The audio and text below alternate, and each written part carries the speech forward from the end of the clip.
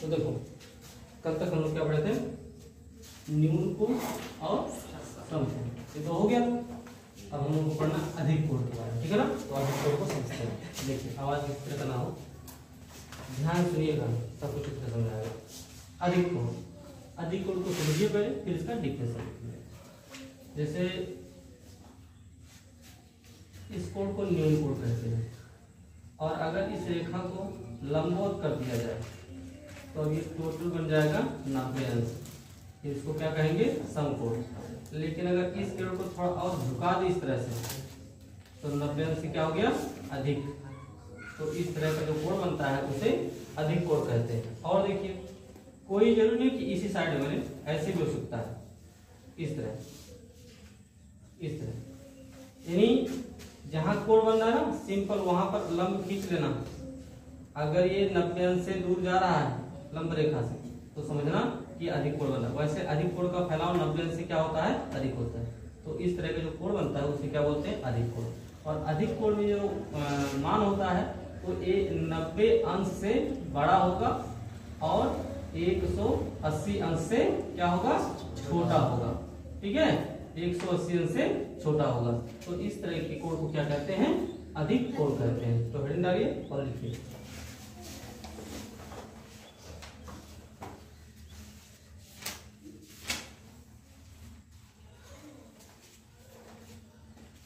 अधिक कोण वह कोण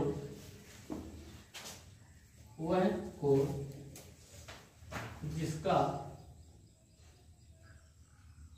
अंशीय माप 90 डिग्री से बड़ा एवं 180 डिग्री से छोटा हो उसे अधिक कोण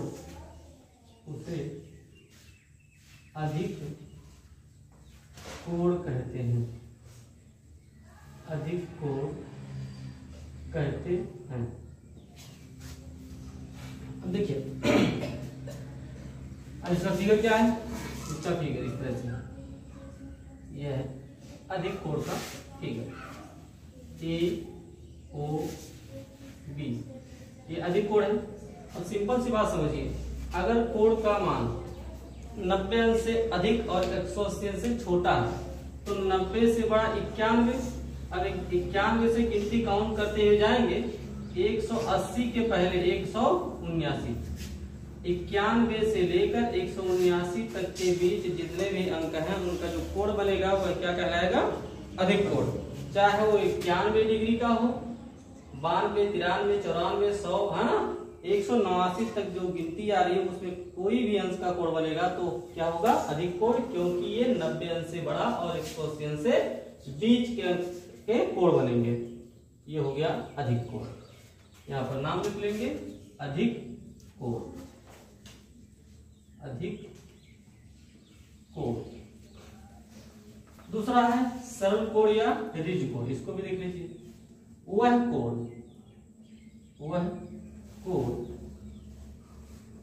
जिसका अंशीय माप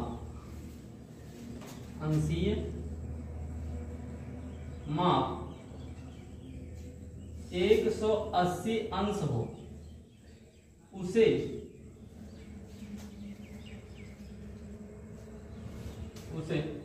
अधिक कोण का फिगर यहां पर बना दे रहे हैं। ये अधिक कोण आप इसको बना लीजिएगा, AOB। उसे सरल कोण या ऋज कोण कहते हैं। सरल कोण कहते हैं। सरल कोण कहते हैं। अब सरल कोण कहिए या ऋज कोण कहिए। अब इसका मान होता है 180 अंश।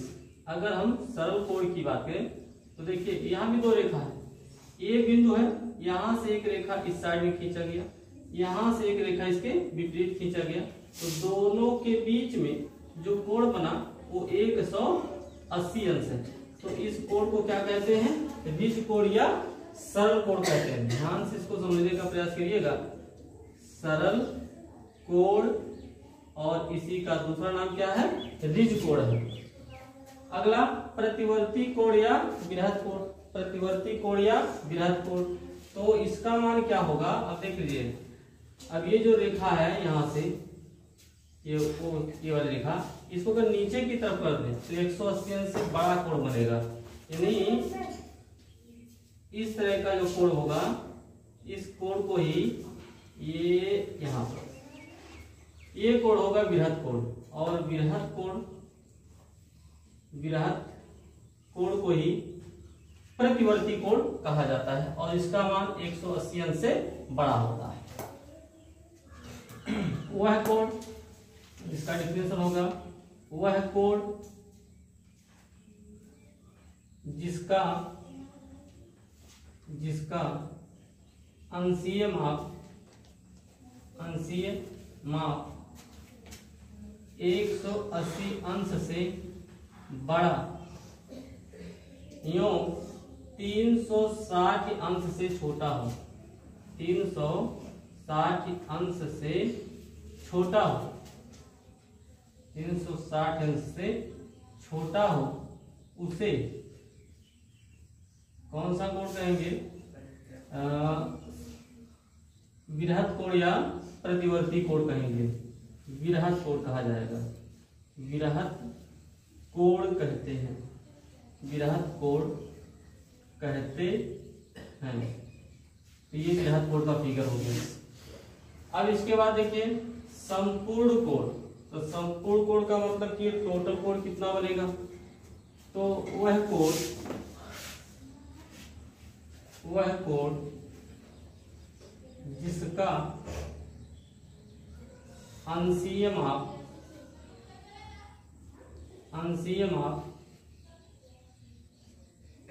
360 अंश हो, उसे संपूर्ण कोण कहते हैं, उसे संपूर्ण कोण कहते हैं, उसे संपूर्ण कोण कहते हैं। और ये बृहद कोण का फिगर है, बृहद कोण का फिगर है। संपूर्ण कोण का मतलब कि एक रेखा खींचा गया, इसको केंद्र मान करके इस तरह से ये संपूर्ण कोण अर्थात 360 अंश का कोण बनेगा, और ये संपूर्ण कोण कहलाएगा, संपूर्ण कोण कहलाएगा। इतना नोट करिए, उसके बाद आगे बताते हैं।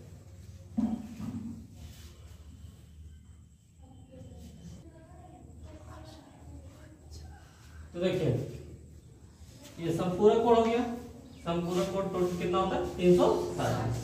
अब लंब पूरक कोण और कोण पूरक कोण को समझना है, बहुत ही आसान शब्द है। देखिए ये समकोण पढ़े, जैसे